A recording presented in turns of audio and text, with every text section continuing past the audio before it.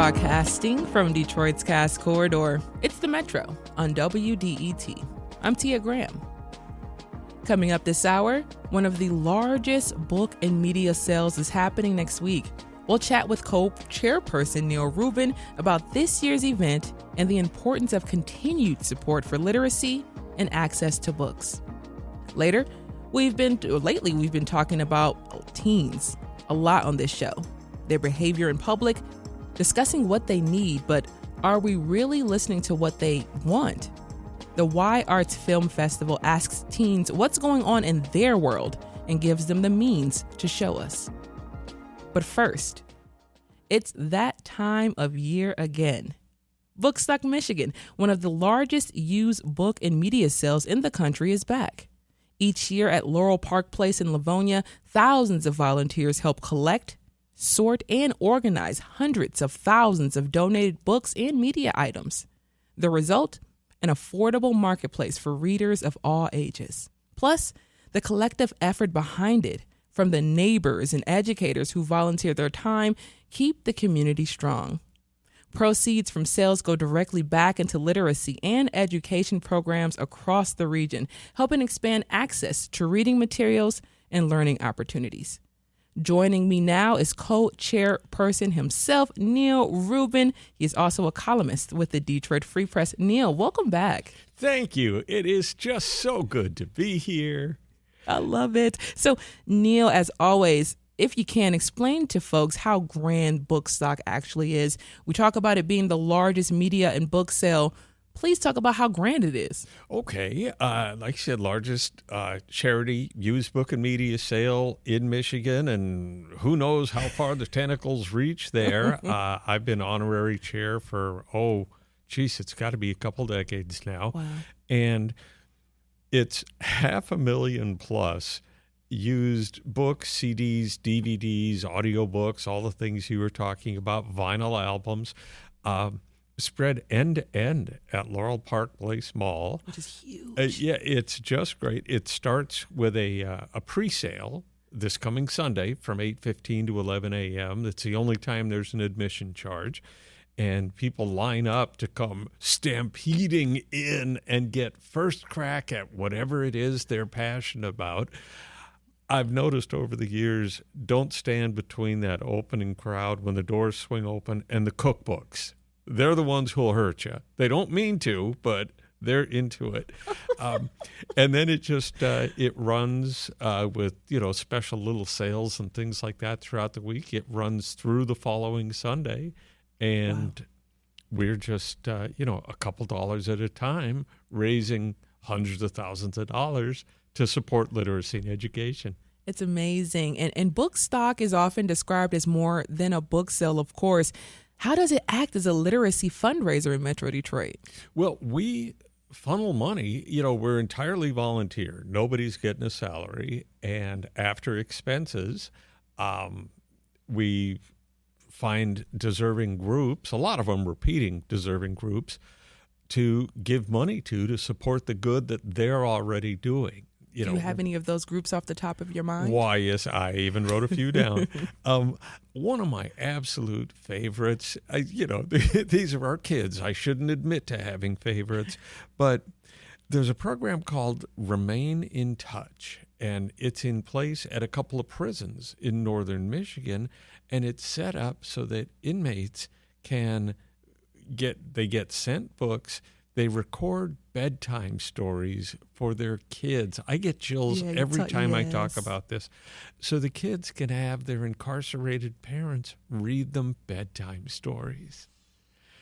And again, one of the keys to literacy is, as you know, as I know, because we were blessed to experience it, one of the keys is having your parents read to you, growing up being excited about books and story time. And this keeps that going when the parent's out of sight. Yeah. And, just thinking about that particular program in general, it instantly makes me think about all of the young kids who've been impacted so far by, ICE deportations and different things like that. And, how valuable something like this would be for kids today. Why is community-driven literacy support critical when we think about our world today, especially this digital age? Well, it's just so easy, I think, to fall behind. Yeah. And there are so many distractions. And, I'm not faulting any parent for what they put in front of their kids, but kids are, screen able, screen savvy, proficient at 3, 4. It's amazing. And they're doing, you're a kid. You're attracted to the flashing lights and the changing screen. And you have to sort of redirect them, I think, sometimes to, hey, this is fun, but reading isn't just something you have to do. Reading is something that ideally you will realize you love to do. You want to make time to do. You get fidgety when you can't make that time. And that's what we're shooting for. And honestly, Neil, lately a lot of us have been feeling anxious or feeling a little bit overwhelmed. How can reading or just sitting down with a book help with that? That's a great observation. Of course, this is what you do. This is why you get to sit in that chair. You're so good at this. But Thank you. It's a function of transporting yourself, I think. It's an insane world. There's no letting up with it. If you sit with a book in your lap, and I own a Kindle, but I don't know where the charger is. I'd rather have a book in my hands. If you're there, whatever it is you're reading, if it's, I don't know, something technical, self-help, business, whatever, you're focused on it. You're into that. If it's fiction, which I mostly read, or even good nonfiction, you're transported someplace. And it's a whole different mindset, and the world disappears. What a lovely, amazing thing for a simple book to be able to do. A simple book, and it's not so simple. I love that. So when we think about literacy, as we're talking right now, and as both of us were talking about being children and having those bedtime stories and just being young and having a connection with books early on, should access to books and reading be viewed as a right and not a privilege? It's certainly vital. I'm not sure who would be, other than schools, of course, I'm not sure who would be responsible for maintaining that right. Yeah. But it would be a great thing if we regarded it that way. If it's just, look, these are kids, the same way kids get Band-Aids when they when they trip and skin their knees. Kids get books. Books are vital. Books form and shape and have repercussions and reverberations that last generations. So, yeah, I'm all in.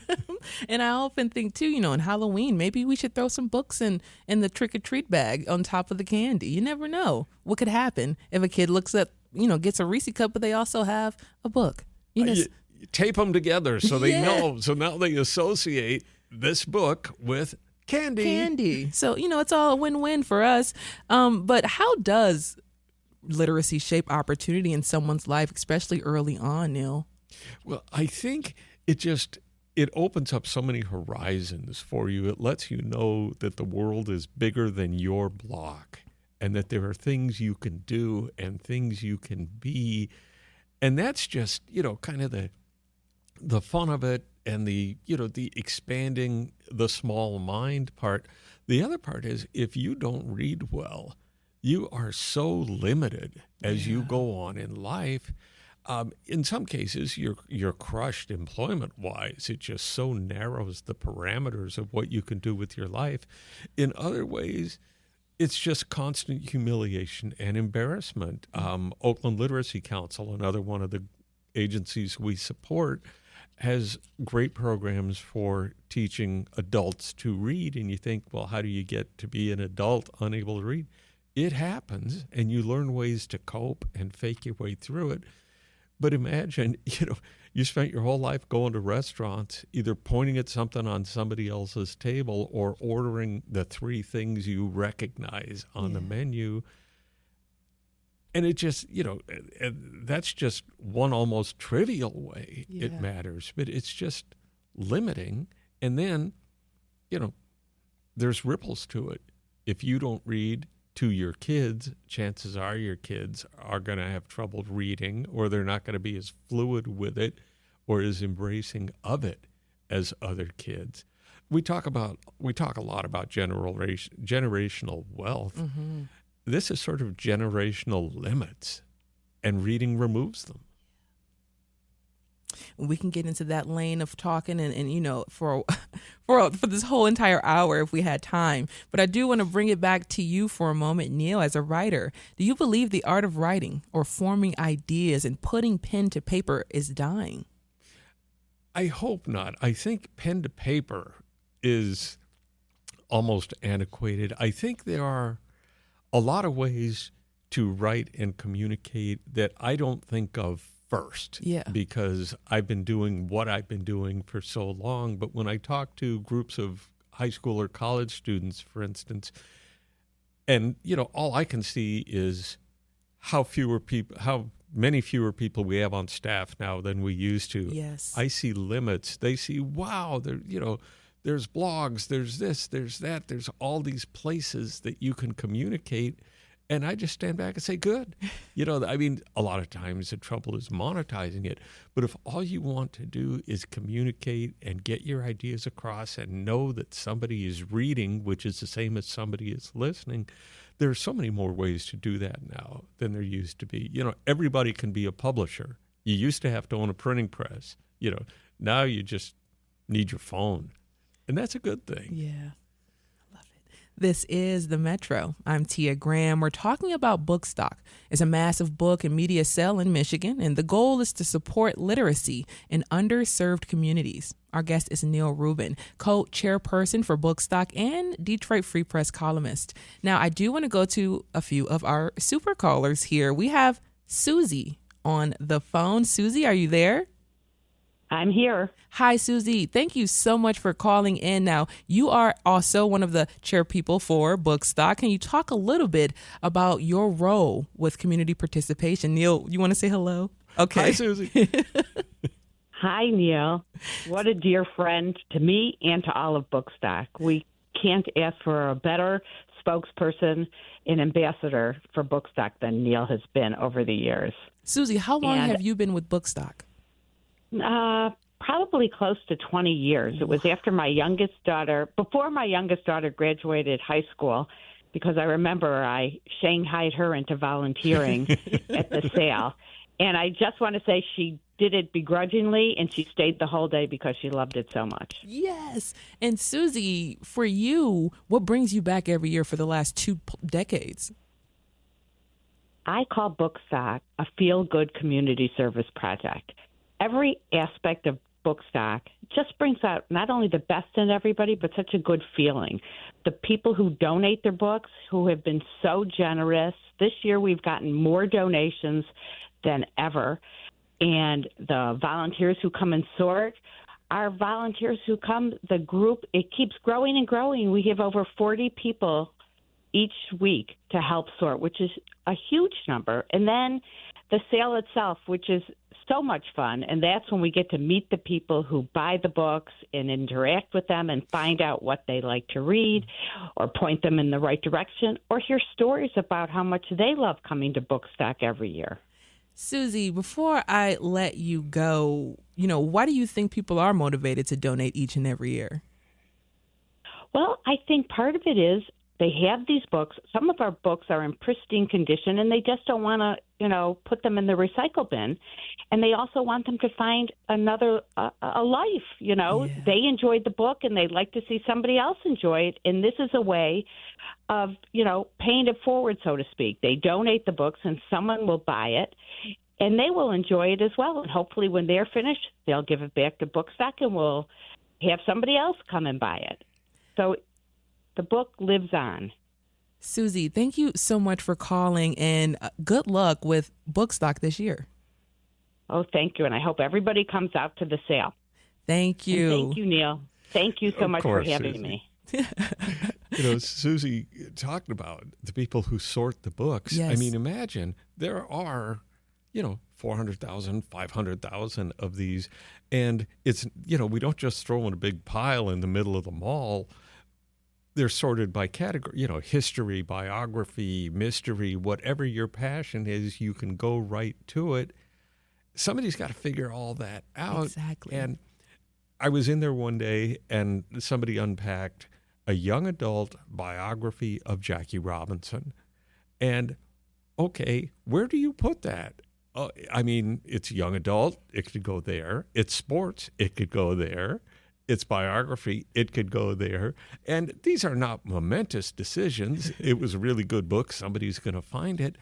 But you have to figure that out, and then you have to do it another 100, 200,000 times. Yes. So, I want to actually bring in Carol, who could help us fill in some of the extra little details there. Carol, are you there? Hello, thank you for having me on. Of course. So right now, Carol, we spoke with Susie just a little earlier. We're chatting with Neil Rubin right now as well. And for you, Carol, as one of the volunteers, talk a little bit about sorting and putting some of those books out there for people to find. Well, as Neil said, 400,000 books. There are so many books, and there are so many decisions that are made. But for me, that's part of the fun. When you sort, we work, it builds teamwork and organizational skills. We talk with each other and we make decisions together. As Neil said, should it go in biography? Should it go in sports? And we make those kinds of decisions. Maybe sometimes we make a mistake, but it doesn't matter. People will find those books. But the important thing for me is, or the thing that I find most rewarding is working together for all of the weeks prior to the sale. It promotes friendships and bonding. And for me, it's very rewarding and enriching. Carol, before I let you go as well, could you give us one of those memories you've had with community and connecting and finding people that are like-minded that you've been able to build relationship with over the years? Yeah, actually, when I was listening to Neil talk, it reminded me of an experience that I've had that I can share. I think it was maybe 5 years ago. A very young pregnant woman walked in and came to my table. I was working in the children's department at the time, and clearly, she wanted books for when her baby was born. So I took her to where the board books are, and she was so enthusiastic when she saw all the books, and I helped her find ones that, she thought were appropriate, and she was so enthusiastic. To make a long story short, we became very friendly, and she came back the next year at my urging. I always work on Mondays and other days as well, but Mondays is the first day that's open to everyone. And I said, come back next year, and we'll get you more books for your baby then. And she did, and she has come back every year on the Monday and looks for me, and I find books for her and her baby. And it was very clear to me that she did not grow up in a house with books, but through our conversation and explaining to her how important reading is and how important education is, I see that she has grown, and how rewarding is that? Carol, thank you so much for sharing that story and sharing the fact that you're allowed to see this young woman and her child grow and grow through books. That's amazing, Carol. Thank you so much for joining us on the Metro. Neil, I'm watching you now with chills. Yes. I mean, that story, once again, it hits home to let you know that it's in a book. It's in a book, simply in a book. So listening to Carol and listening to the community that has been able to grow from Bookstock, what are you feeling? Literally chills. And, what Carol was able to do, what Bookstock did, but what Carol did by taking a personal interest in someone and in their situation, created readers where there were none before. I mean, you just kind of look at the ripples. We talked about ripples. You look at the ripples spreading here. You can't even know how much of a difference this is going to make in that child's life. We just have no way of calculating, but the options are endless. Before I let you go, Neil, how can listeners support beyond attending Bookstock? Once Bookstock's over and you all have done the sales $1 at a time, you've helped inspire folks, what are some things that people can do outside of attending Bookstock? Well, get involved in literacy projects closer to home. Read to kids. Everybody needs that. Your local schools need that. Bookstockmi.org is our website. And of course, one big thing you can do is donate. Get those books out of your basement and back in people's laps where they belong. And there's a donation tab on the website. And it'll be a few months before we regroup and start collecting again. But we do every year. We start from scratch every year, and you can see what people so generously donate to us. In terms of Bookstock itself, there's some discount days, teacher appreciation days, that sort of thing during the week. You can find that all at bookstockmi.org. And what are those dates again? April 26th through May 3rd, Sunday through Sunday. At Laurel Park Place Mall in Livonia. Thank you so much. Neil Rubin is co-chairperson for Bookstock and a columnist for the Detroit Free Press. Neil, as always, thank you so much for joining us on the Metro, talking more about Bookstock and getting people excited about reading. I can't stop smiling to you. You are a treasure. Thank you. Thank you, Neil.